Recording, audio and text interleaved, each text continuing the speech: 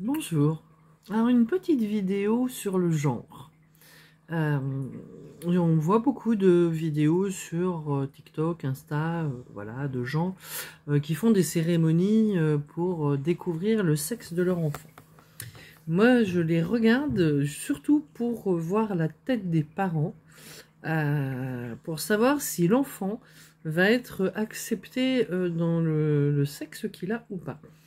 Parce qu'il faut savoir que les attentes des parents viennent altérer l'énergie de l'enfant. Un garçon doit être validé par sa mère dans son ventre, et une fille aussi d'ailleurs. Moi personnellement, j'ai switché en garçon manqué à 9 ans, à la naissance de ma petite sœur, parce que c'était la 3e fille de la fratrie, et que mon papa voulait un garçon. Voilà. Donc j'ai switché mes énergies. Et je suis cerveau double, hein, donc yin et yang, j'ai les deux possibilités. Mais du coup, j'ai basculé plus sur le yang pour faire plaisir à mon papa, pour lui offrir le garçon qu'il n'avait pas eu. Voilà. Donc il y a beaucoup d'enfants qui ne sont pas bien aussi dans leur genre par rapport aux attentes des parents. C'est-à-dire que quand on est enceinte et quand on attend un enfant, il ne faudrait pas avoir d'attente, avoir envie d'un garçon ou d'une fille ou quoi que ce soit. Voilà, c'est souvent, moi j'entends des gens qui disent le plus important c'est qu'ils soient en bonne santé. C'est un peu ça. C'est-à-dire fille ou garçon, on ne peut pas choisir. Et je suis sûre que d'ici quelques décennies, on pourra choisir et que certains peut-être choisissent déjà.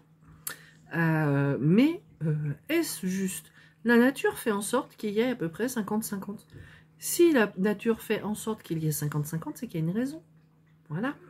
Donc, pourquoi vouloir un garçon ou une fille? Est-ce que c'est pour compenser le manque du père, le manque de la mère? Est-ce que c'est pour lui offrir ce qu'on n'a pas eu? Je sais que dans mon entourage proche, une femme voulait une fille plutôt qu'un garçon pour compenser les traumatismes qu'elle a vécu elle dans l'enfance en perdant sa maman de bonne heure et en ayant été un peu maltraitée, voire beaucoup maltraitée. Et donc du coup elle voulait une fille pour compenser ça et lui offrir tout ce que elle n'a pas eu. Voilà. Elle a eu un garçon qu'elle n'a pas validé en tant que garçon du coup. Et lui, pour faire plaisir, a toujours tout fait ce que sa maman lui demandait. Mais il y a une chose qu'il ne pouvait pas faire, c'est être une fille en fait. Donc ça l'a empêché d'être un homme accompli. Voilà. Après, à nous aussi de passer par-dessus ce switch énergétique que nous faisons. Moi, je suis passée par-dessus mon switch énergétique. Certaines personnes n'y arrivent pas. Voilà.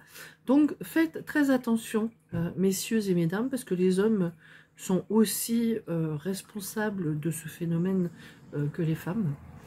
Faites attention à ce que vous attendez, ce que vous projetez comme intention et attente sur votre enfant, parce qu'il n'est pas là pour se réaliser à votre place, il n'est pas là pour compenser ce que vous n'avez pas eu, et il n'est surtout pas là pour vous donner à vous ce que vous n'avez pas pu réaliser, en fait, pour vivre vos propres rêves à travers eux, ou quoi que ce soit. Ce sont des êtres en devenir. Moi, j'aime beaucoup le poème de Khalil Gibran, qui dit que l'enfant est une flèche, les parents sont un arc, et l'enfant est libre d'aller où il veut, après qu'il ait reçu une impulsion des parents. Les enfants font ce qu'ils veulent, sont ce qu'ils veulent. Et dans le système des entités négatives contrôlantes, sachez que peut-être eux peuvent intervenir sur le choix du sexe de l'enfant, parce que si on a vraiment envie d'avoir un garçon, on n'aura que des filles. Et si on a envie vraiment d'avoir une fille, on aura un garçon. Est-ce que eux n'interviennent peut-être dans ce choix, dans tout ça, justement pour traumatiser les gens, pour qu'ils déclenchent des fichiers erronés qui vont les nourrir, les frustrations, le manque et tout ça. Voilà. Donc, ce phénomène est encore en plus accentué actuellement par les merdias, afin d'amplifier un phénomène préexistant, qui a toujours existé, qui a toujours été là. Hein, voilà. Filles, garçons, On se pose toujours la question. Moi, à titre personnel, je n'ai jamais demandé le sexe de mes enfants. Voilà, je l'ai ressenti, donc je savais ce que j'allais avoir. À part pour la dernière, où je dis, ben, peu importe, j'avais déjà un garçon, une fille. Voilà, mais je n'ai jamais voulu un garçon en premier, une fille en deuxième. J'ai pris ce qui venait, et j'ai surtout écouté l'enfant, voilà, dans ce qu'il était. Et après, je sais qu'on fait comme on peut avec ce qu'on a et avec les traumatismes qu'on a décelés au moment où on les décèle ou pas. Mais sachez que si vous avez une intention très marquée au moment d'avoir votre enfant, vous l'avez encodé dans votre enfant. Et vous lui avez programmé un décalage énergétique. Voilà. Donc, aucune culpabilité à avoir, juste effacer l'attente, la demande qui n'a peut-être pas été assouvie pour aussi lâcher la pression que vous pouvez mettre sur vos enfants. Essayez de ne pas leur transmettre vos traumas. Moi, j'ai pas réussi. Voilà, c'est comme ça. Je m'en suis rendu compte trop tard. J'ai pas réussi. Je leur en ai transmis certains. J'ai surtout reproduit un schéma que l'on m'avait imposé. Mais c'est pas grave. C'est pas grave. Moi, je m'en suis remise. Eux, pas sûr encore. Mais un jour, peut-être, ils s'en remettront. Voilà, c'est leur chemin, c'est leur parcours.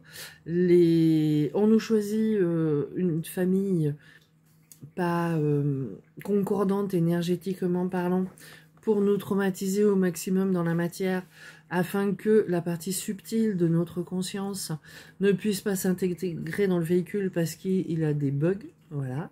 Et on nous choisit, pareil, des enfants qui ne sont pas compatibles énergétiquement parlant avec nous, afin que ça les traumatise et que des fois aussi nous, ça continue à nous traumatiser. Alors je dis pas qu'il n'y a que ça, mais il y a une grosse part de ça en fait, voilà. Donc moi je me suis réconciliée avec moi-même, avec mes parents, avec mes enfants. Mes enfants sont pas encore réconciliés avec moi. Voilà, chacun son chemin et son temps pour le faire. Moi, je sais que le jour où ils pousseront ma porte, elle sera ouverte pour eux. S'ils ne la poussent plus jamais, et ben c'est comme ça, c'est la vie. Mais je ne les obligerai pas non plus à faire ce chemin. Moi, j'ai fait le mien. Ça me convient. Ça fait partie voilà, des obligations de famille, de repas de famille. Elles sont généralement liées à des fêtes religieuses. Voilà. Voilà, Noël, Pâques, la fête des mères, la fête des pères, commerciale, la fête des grands-mères, encore plus commerciale aussi, qui existe. Je sais que la fête des grands-mères, la première année, c'était en 1992, parce que mon fils est né en 1992, et donc j'étais enceinte au moment de la fête des grands-mères, et je l'ai fêté à ma mère. Voilà, je trouvais ça rigolo, juste avant qu'elle soit grand-mère. Oh, la colère qu'elle m'a piquée. Elle n'était pas prête encore, elle n'avait pas encore intégré l'information qu'elle allait être grand-mère, donc elle est un cadeau pour la fête des grands-mères. Oh, voilà. Moi, personnellement, qu'on me fête ni l'un ni l'autre me pose aucun problème, parce que m'en fous. C'est commercial, c'est fait pour que les gens dépensent leur argent dans des choses... voilà. Après, les gens qui sont en attente de reconnaissance, de choses comme ça leur fait du bien. Si tant est que le cadeau fait corresponde à quelque chose qui va à la personne qui le reçoit, parce que bien souvent, c'est quelque chose qui plaît à la personne qui l'offre et non à la personne qui le reçoit. C'est rigolo, les cadeaux. Voilà, moi j'ai des intolérances alimentaires. Très souvent, les gens essaient de trouver quelque chose à manger pour moi. Je vois pas l'intérêt. Quand j'arriverai à être complètement pranique, s'ils m'offrent à manger, il va falloir que je leur rende. Là, dernièrement, on a essayé plusieurs fois de m'offrir des choses que je ne peux pas manger. Voilà, la nourriture n'est pas un cadeau. Au moins pour moi, la nourriture n'est pas un cadeau, c'est pas un cadeau. Je vais dire merci, je vais le prendre, mais je vais le mettre dans un coin et je vais l'offrir à quelqu'un d'autre en fait. Bon, ça servira à une autre personne. Voilà, donc faites attention à vos demandes, à vos attentes, à ce que vous mettez sur un geste ou sur un autre. Moi, mes enfants n'ont pas aimé que je leur dise que la meilleure fête des mères que j'avais passée, c'était une fête des mères où j'étais toute seule, j'étais sans eux, j'étais déprimée, très déprimée ce jour-là, du coup. On m'avait donné des billets pour les médiévales d'Andilly, du côté d'Annecy, en Haute-Savoie. Et j'ai été passer mon dimanche au médiéval. Bon, j'ai pas beaucoup bougé dans les médiévales, hein. Je me suis mis à la buvette de la personne qui m'avait permis de rentrer là. J'ai discuté avec eux, c'était des amis. Voilà. Et j'ai vu, alors il pleuvait pas ce jour-là, bon, le temps n'était pas extraordinaire, mais il pleuvait pas. Mais c'était très boueux. Parce que c'est, voilà, les médiévales dans l'île, c'est un petit peu comme dans l'an 1000, voilà, c'est dans la forêt, dans la pampa, voilà. Et j'ai vu les parents galérer toute la journée, les mamans avec les poussettes, les gamins qui hurlent et tout ça. Et je me suis dit au final, ouais, une fête des mères sans les enfants, c'était peut-être ça le cadeau que l'on me faisait cette année-là. Et que ça servait à rien que je déprime parce que mon ex-mari n'avait pas l'amabilité, mais il le faisait exprès d'ailleurs de pas me les donner pour ce week-end-là, parce que moi je me débrouillais toujours, même si c'était mon week-end qu'il les faisait pour la fête des pères. J'étais encore dans ce système-là, mais ce jour-là je suis sortie de ce système-là. Quand je l'ai dit à mes enfants, ils n'ont pas franchement apprécié que j'apprécie la journée sans eux. Voilà. Une maman n'a pas le droit d'apprécier d'être sans ses enfants, hein, parce que quand il n'y a pas ses enfants, elle doit être déprimée. Je l'étais, entre autres, en début de journée, mais je l'étais plus en fin de journée. Et toutes ces petites choses, ces obligations sociétales, quand on arrive à s'en extraire, ça ne veut pas dire qu'on n'aime pas les gens. Ça veut juste dire que quand ils sont pas là, on a le droit de vivre notre vie. Quel que soit le jour où l'on est, que ce soit la fête des mères, la fête des grands-mères ou quoi que ce soit. Voilà, et s'il n'y a pas, bah pourquoi j'aurais pas le droit d'aller faire autre chose qui me fait du bien et puis ne pas regarder cette chose. Ça m'est arrivé aussi, vu que je m'étais extraite de ce système, de mettre des stages, des week-ends de fête des mères ou voilà. Et ben j'avais personne. Bah parce que le jour de la fête des mères, les personnes me disaient non mais c'est le jour de la fête des mères, il faut que je sois à la maison parce qu'on fait quelque chose. Il faut que je sois à la maison parce que les enfants vont venir. Voilà. C'est-à-dire que cette personne avait envie de venir faire le stage, mais l'obligation sociétale l'empêchait de venir faire le stage parce qu'elle répondait à cette obligation d'être présente le jour de la fête des mères pour faire plaisir à ses enfants qui venaient la voir et non pour se faire plaisir à elle. Parce que pour se faire plaisir à elle, elle aurait préféré être au stage. Donc, toutes ces choses-là, voilà, d'avoir le garçon en premier, la fille en deuxième, entre guillemets, cela s'appelle le choix du roi. Et oui, parce que pour avoir un héritier, il faut avoir un garçon. Voilà, donc si on a une fille, elle n'est pas héritière, parce que nous sommes dans une société patriarcale, le garçon porte le nom. Pourquoi obligatoirement une fille va perdre son nom? Pourquoi les enfants ne peuvent pas porter le nom de leur maman? Moi, mes enfants portaient mon nom. C'est-à-dire que quand j'ai divorcé de leur papa, pour m'éviter tout un tas de problèmes, voilà, parce qu'ils ne portaient pas le même nom que moi, quand j'ai fait faire leur carte d'identité, j'ai juxtaposé en nom d'usage mon nom à celui de leur père. Comme ça, on voyait mon nom sur ma carte d'identité, on voyait le leur, ok, il y a une concordance, tout va bien. S'il n'y a pas de concordance, on me demande de me justifier que je suis bien leur mère. Vous ne trouvez pas que ce système est très lourd, en fait, et donc, du coup, on va imposer cette lourdeur à des êtres qui sont même pas encore sortis du ventre de leur mère, et déjà, on va leur coller une étiquette. Moi, je veux ci, moi, je veux ça. À quand les paris de savoir si on va avoir une fille ou un garçon? Voilà. Ça devient, du coup, ça nourrit ce système contrôlant. Parce qu'ils s'en servent contre vous et nous pour dégenrer l'humanité, de dire que même... J'ai vu une vidéo l'autre jour, alors je sais pas si c'est vrai ou pas, si c'est un joke, ou la nana disait, il paraît que maintenant il faut demander l'autorisation à l'enfant pour lui changer sa couche. Voilà, voilà, parce que c'est une intrusion dans son intimité. Mais on va où? Est-ce que vous allez continuer à gober ça comme des mouches, la bouche ouverte, sans réfléchir? Sachez que tout ça, c'est pour créer des programmes erronés, pour que l'information entre l'être et le faire soit buggée, qu'elle soit pas compatible, et que justement vous puissiez pas mettre en action votre nature profonde, votre conscience, votre énergie dans cette matière. Donc, si ça vous intéresse d'en savoir plus sur le fonctionnement de l'humain, de ses programmations, de ses fichiers erronés, de comment les mettre à jour, eh ben, je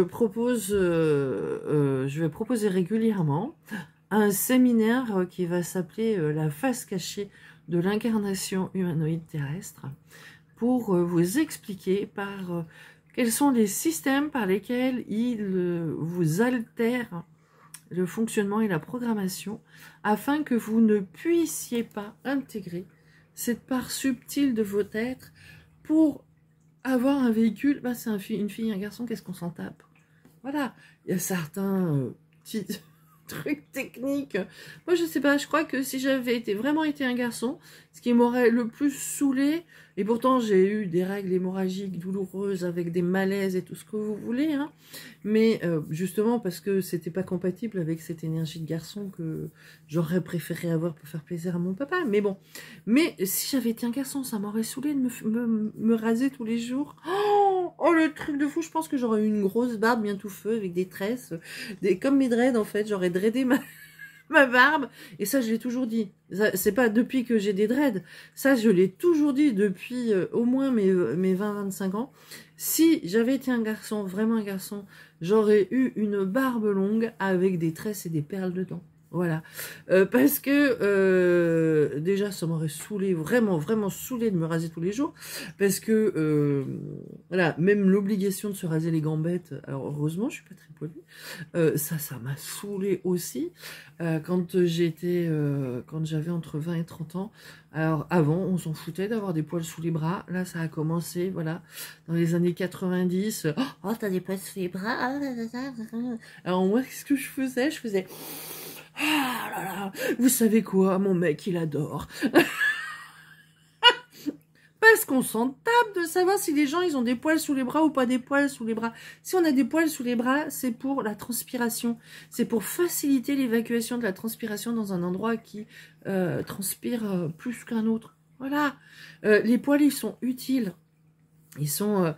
voilà, il y a des gens qui maintenant font une phobie des poils. Il faut tous les couper, les enlever, mais on est des mammifères. On est un des rares mammifères sans poils.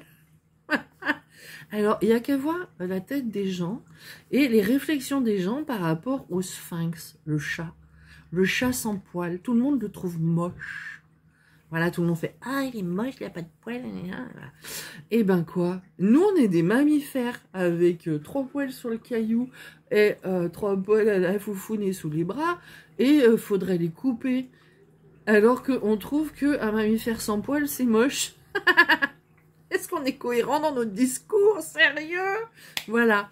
Donc, si vous voulez comprendre à quoi servent tous ces systèmes, pourquoi on est fait comme ça, hein, quelles sont les options de ce véhicule humanoïde terrestre, comment on peut l'altérer et comment on peut le mettre à jour pour en récupérer le plein potentiel, parce que c'est ça l'intéressant, c'est d'en récupérer le plein potentiel pour pouvoir mettre en action non pas les codes erronés de cette matrice annihilatrice, mais pour bien intégrer cette part subtile de nous qui vit hors matrice et qui a plein de choses à nous dire, qui a une expérience de plusieurs millénaires, de plusieurs centaines de milliers de vies, et à qui on fait quasiment jamais appel. Donc on peut l'intégrer, on peut intégrer cette énergie dans notre véhicule et vivre très bien en dehors de ces matrices de contrôle qui voudraient que en premier on ait un garçon, en deuxième on ait une fille, et que voilà, et que si on a 2 enfants, un garçon, une fille, il faut surtout pas faire de troisième. Pourquoi tu fais le troisième? Voilà, c'est ce qu'on m'a dit, moi. Quand j'avais un garçon, une fille, j'ai fait un 3e enfant, parce que j'avais envie d'un 3e enfant, j'en voulais même 4 au départ. Et quand j'ai fait un 3e enfant, c'est ma petite sœur qui m'a dit, mais pourquoi t'as fait un autre enfant? Pourquoi t'as un autre enfant? Mais t'as déjà une fille et un garçon, ça suffit. Bah, ça te suffirait peut-être pour toi, mais moi j'avais envie d'un 3e enfant, j'ai eu un 3e enfant. Voilà. De quel droit? Les stéréotypes, les standards, les machins, les trucs. En Chine, c'était même pire, c'est-à-dire que les gens, quand ils avaient une petite fille en premier, parce qu'ils voulaient un garçon, voilà, parce que l'enfant unique, donc il faut avoir un garçon. Mais le problème, c'est que s'il n'y a que des garçons, comment on fait les bébés après s'il n'y a pas de filles? Donc, il faut bien qu'il y en ait. Donc, il y a 50% de filles, toujours pareil. Qu'il y ait la loi de l'enfant unique ou pas. Ça, c'est une loi humaine qui n'a rien à voir avec sur la loi physiologique. Voilà. Donc, si vous voulez comprendre tous ces fonctionnements, comprendre pourquoi on nous fait ça aussi, pourquoi ils ont intérêt à nous faire vivre ces choses-là, pourquoi ils ont intérêt à mettre des dates récurrentes comme ça sur le calendrier, ces obligations sociétales sur des dates précises, de solstice, des choses comme ça, voilà. Pourquoi ils ont instauré la fête de la musique le 21 juin? Pourquoi ils ont mis Noël sur le solstice d'hiver? Pourquoi ils ont mis Pâques sur le solstice de printemps? Pourquoi toutes ces choses-là? Tiens, mi-août, dis donc, on a la fête de Marie. Pourquoi ils ont mis ces choses-là, ces dates-là? Demandez-vous. Moi, je sais. Je sais, c'est pour vous formater, en fait. Voilà, vous formater à un certain fonctionnement. C'est la cloche de Pavlov, là, voilà. On fait tinter la petite cloche et le chien se met à baver. Voilà, donc on vous fait sonner la petite cloche régulièrement et vous mettez à baver. Pardon. Oh, fallait pas le dire, peut-être. Alors, si vous voulez arrêter de baver sur des trucs où vous en avez strictement rien à foutre, venez me voir en séminaire. Donc le prochain, il est le 20-21 juillet.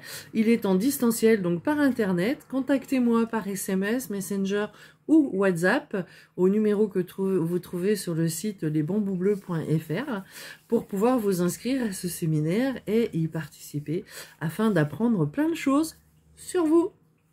Bonne journée!